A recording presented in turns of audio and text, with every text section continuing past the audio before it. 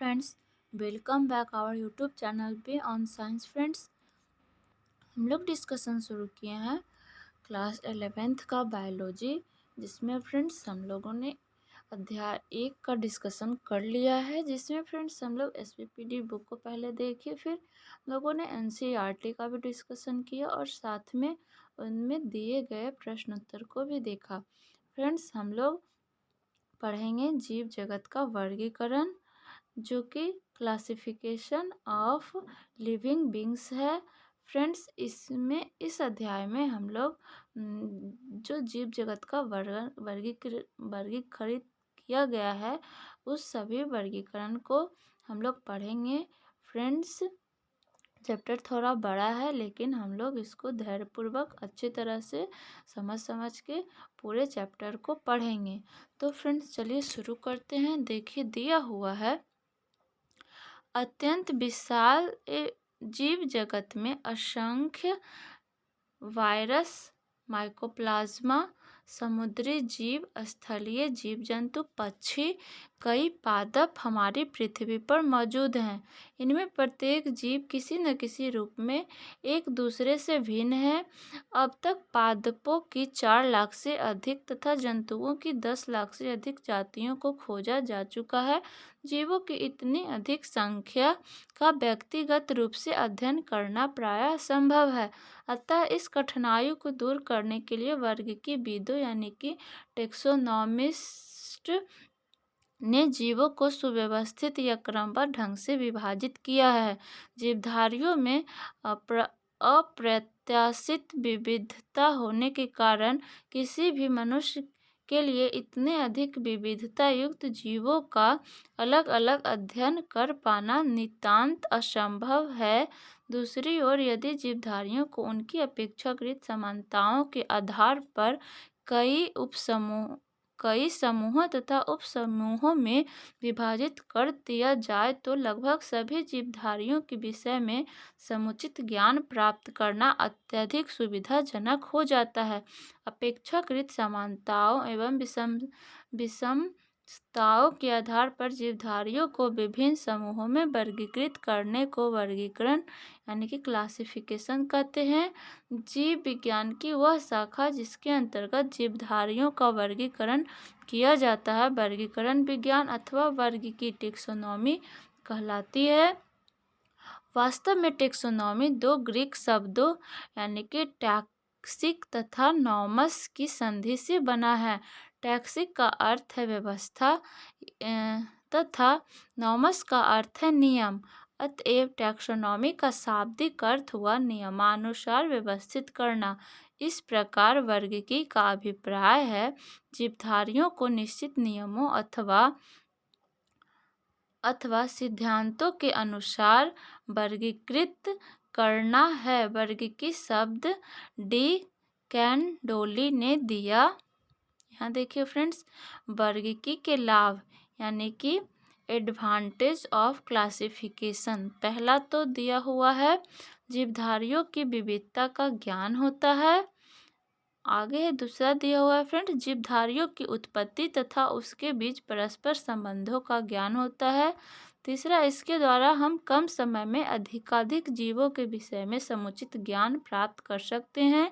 किसी भी समूह के एक प्रारूपिक यानी कि टाइपिकल जीव का अध्ययन करके उस समूह के सभी जीवों के विषय में मोटी सी जानकारी प्राप्त की जा सकती है। प्रत्येक जीव की जीव जगत में स्थिति का पता चलता है। जीवधारियों के विकास के क्रम और प्रमाण का भी ज्ञान होता है। वर्गीकरण के अध्ययन से संयोजक कड़ियों का ज्ञान होता है, जिससे जैव विकास प्रमाणित होता है।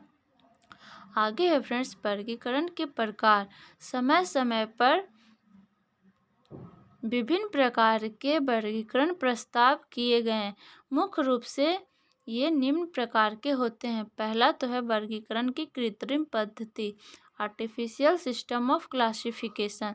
इस पद्धति में 1 या 2 लक्षणों के आधार पर जीवधारियों को वर्गीकृत किया गया। वनस्पति जगत के पितामह थियोफ्रेटस ने 320 बीसी में प्रथम कृत्रिम वर्गीकरण प्रस्तुत किया।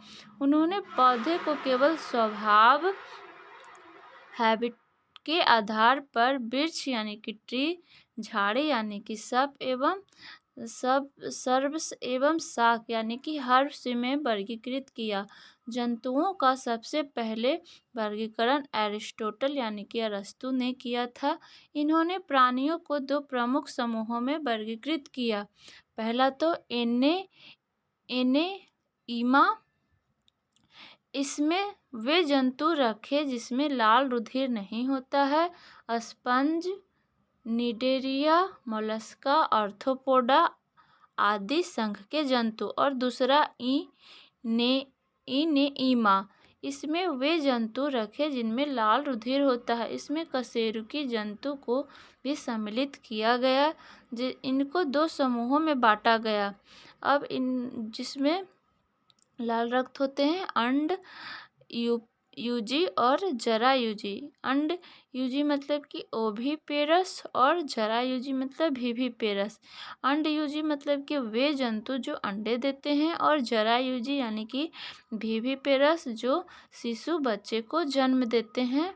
में इनेइमा को भी दो भागों में बांटा।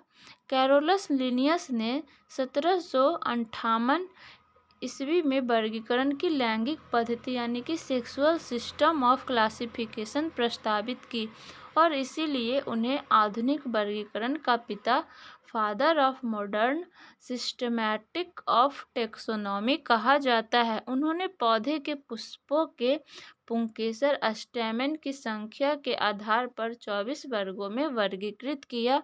उन्होंने सभी पौधे को द्विनाम पद्धति के अनुसार नाम दिया, और इस वर्गीकरण को उन्होंने अपनी पुस्तक स्पीसीज प्लांटेरम में प्रकाशित किया। दूसरा है फ्रेंड्स वर्गीकरण की प्राकृतिक पद्धति यानी कि नेचुरल सिस्टम ऑफ क्लासिफिकेशन। इस प्रकार का वर्गीकरण जीवों के सभी मुख्य तथा संबंधी लक्षणों यानी कि रिलेटेड कैरेक्टर को ध्यान में रखते हुए किया जाता है। इस प्रकार का वर्गीकरण जीवधारियों में आपसी प्राकृतिक संबंधों को इंगित करता है। सन 1863 में जॉर्ज बेंथम तथा जोसेफ डाल्टन हुकर ने अपनी पुस्तक जेनरा प्लांटेरस में पौधे का प्राकृतिक वर्गीकरण प्रस्तुत किया। उन्होंने पादप जगत यानी कि प्लांट किंगडम को दो उप जगत यानी कि सब किंगडम में निम्नलिखित प्रकार से वर्गीकृत किया। पहला तो क्रिप्टोगेमिया और दूसरा फेनेरोगेमिया। जो क्रिप्टोगेमिया है इस वर्ग में पुष्प रहित यानी कि नॉन फ्लावरिंग पौधे को रखा, और जो फेनेरोगेमिया है इसमें सभी पुष्पीय फ्लावरिंग प्लांट को रखा, और उन्होंने 202 कुलों यानी कि फैमिलीज में वर्गीकृत किया। आगे है वर्गीकरण की जाति वृत्तीय पद्धति। इसमें दिया हुआ है, इसमें जीवधारियों को उनके जाति वृत्तीय संबंधों यानी कि फैलोजेनेटिक रिलेशनशिप के आधार पर वर्गीकृत किया जाता है।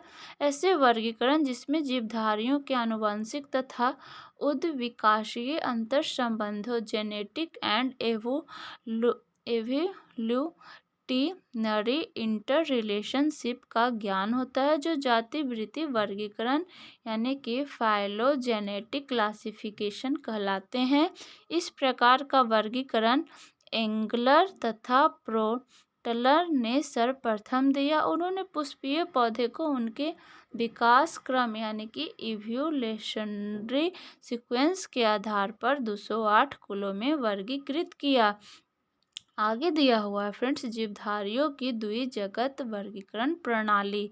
इसमें दिया हुआ है, यहाँ पे देखिए, 2 kingdom system of classification of organism.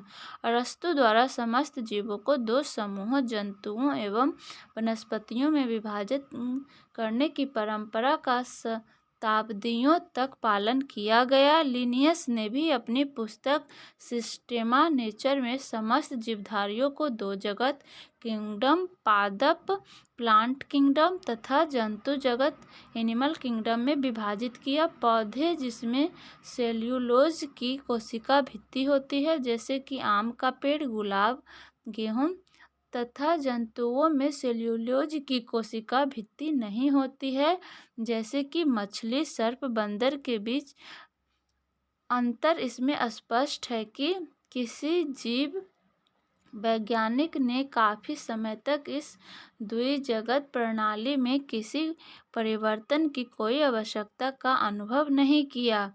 आगे है फ्रेंड्स जीवधारियों का 5 जगत वर्गीकरण, यानी कि 5 किंगडम क्लासिफिकेशन ऑफ ऑर्गेनिज्म। अब आता है कि जीवधारियों का 5 जो है जगत में वर्गीकरण।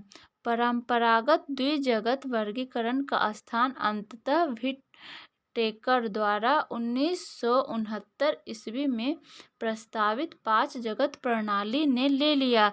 इसे पंच जगत संकल्पना 5 किंगडम हाइपोथेसिस भी कहते हैं।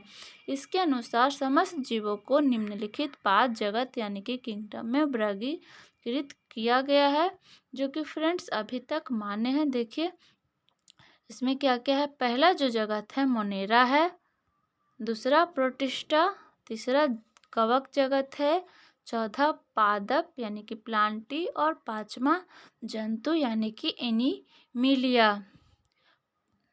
इसमें है 5 जीव जगत वर्गीकरण का आधारीय लक्षण, कैरेक्टेरिया ऑफ 5 किंगडम क्लासिफिकेशन। इसमें दिया है जीवधारियों का 5 जगत वर्गीकरण मुख्यतः निम्नलिखित लक्षणों पर आधारित है, जिसमें पहला है कोशिका की जटिल संरचना, प्रोकैरियोटिक एवं यूकैरियोटिक कोशिकाएं, दूसरा है भोजन प्राप्त करने की विधियां, जातीय वृद्धि संबंध, और चौथा है शारीरिक संगठन की जटिलता, एक कोशिकीयता और बहुकोशिकीयता। आगे दिया हुआ है फ्रेंड्स, देखिए इस तरह से ट्री के द्वारा, ग्राफ के द्वारा दिखाया गया है। यहाँ पादप जगत है, कवक जगत है और जंतु जगत है। इस तरह से यहाँ पे दिखाया गया है। मोनेरा जगत है, यहाँ पे प्रोजीन्यूटा है, अत्यधिक आघात और नॉक्सी जीवन है, यहाँ से शुरू होता है प्रोनोजिंटा से, और ये प्रोटिस्टा जगत है। आगे जाके ये पादप जगत, कवक जगत और जंतु जगत, 2 जगत यहाँ मोनेरा हो गए हैं, यहाँ प्रोटिस्टा, और 3 जो जगत है पादप इधर यहाँ पे हो गया। जीवधारियों के 5 जगत तथा प्रमुख संघों को जातीय वृत्ति संबंध, जिसमें कि फ्रेंड्स हम लोग अब आगे देखेंगे। मोनेरा जगत में सभी प्रोकैरियोटिक जीव को सम्मिलित किया गया है तथा इस जगत के जीव सूक्ष्मतम तथा सरलतम होते हैं। इसका सामान्य लक्षण दिया हुआ है। ये प्रारूपिक कोशिकीय जीव है। इसमें केंद्रक कला का अभाव होता है। कोशिका द्रव में कोशिकांग अनुपस्थित होते हैं। केवल राइबोसोम तथा सरल क्रोमैटोफोर्स होते हैं। अधिक विषम पोषी तथा मृतोपजीवी होते हैं। कुछ रसायन संश्लेषी होते हैं। अधिकांश जीवों में दृढ़ कोशिका भित्ति पाई जाती है। और छठा है जो अलैंगिक जनन मोनेरा जगत में होता है। इसका दिया हुआ है फ्रेंड्स वितरण यानी कि डिस्ट्रीब्यूशन। मोनेरा जगत के जीव उन सभी स्थान पर पाए जाते हैं जहां पर जीवन की थोड़ी सी भी संभावना हो सकती है। मिट्टी, जल, वायु, गर्म झरने जहां 80 सेंटीग्रेड तक तापमान हो सकता है, हिमखंडों की तली में, समुद्र की तल में, रेगिस्तान में, यहाँ तक कि अन्य जीवधारियों के अंदर और उसके ऊपर पाए जाते हैं। इसका क्लासिफिकेशन दिया हुआ है। मोनेरा जगत को हम अध्ययन की सुविधा के लिए 4 वर्गों में विभाजित करते हैं, जिसमें कि पहला है जीवाणु या बैक्टीरिया, एक्टिनोमाइसीटीज, आर्कीबैक्टीरिया, और चौथा है साइनोबैक्टीरिया, या इसको नील हरित शैवाल, ब्लू ग्रीन अलगी कहते हैं। अब फ्रेंड्स, पहला हम लोग पढ़ेंगे जीवाणु या बैक्टीरिया। इसमें दिया हुआ है बैक्टीरिया और यूबैक्टीरिया। इसमें देखिए दिया हुआ है इसका परिणाम यानी कि साइज। जीवाणु अत्यंत सूक्ष्म होते हैं। इसका व्यास 0.2 से 1 mu तथा लंबाई जो है 3.5 से 5.0 mu होती है। जीवाणु जैसे हीमोफिलीज, इन्फ्लुएंजी का परिमाण जो है फ्रेंड्स देखिए इतना mu होता है। और जो है इपुलोपिसियम इन्फ्लुएंजी है 600 mu सबसे लंबा होता है तथा बेजिआटोआ जो है सबसे बड़ा जीवाणु होता है। और इसका आकृति शेप के बारे में बात करें तो आकृति के आधार पर जीवाणु कई प्रकार के होते हैं, जिसमें कि पहला दिया हुआ है फ्रेंड्स देखिए,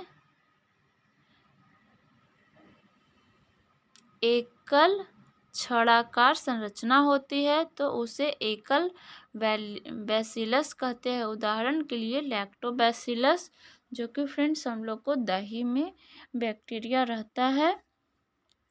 दूसरा है दो के समूह में डिप्लोबैसिलस।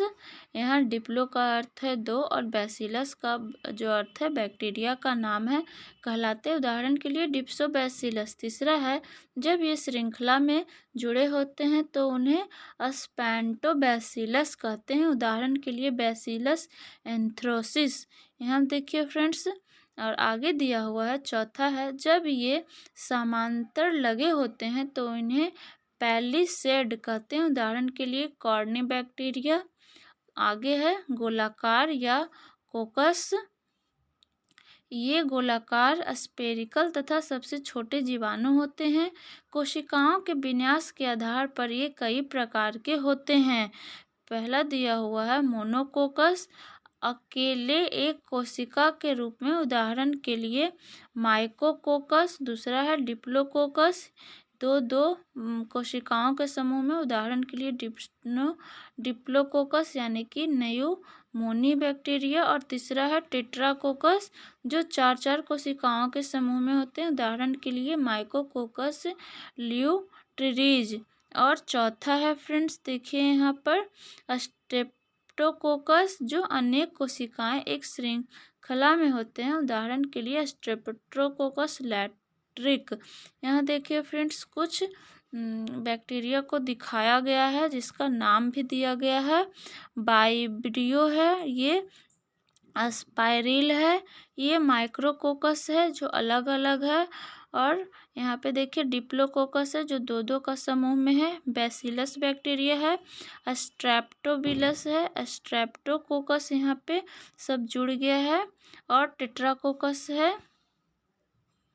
आगे देखिए पैलिसेड, फिलामेंट कोशिका, सारणी कोशिका।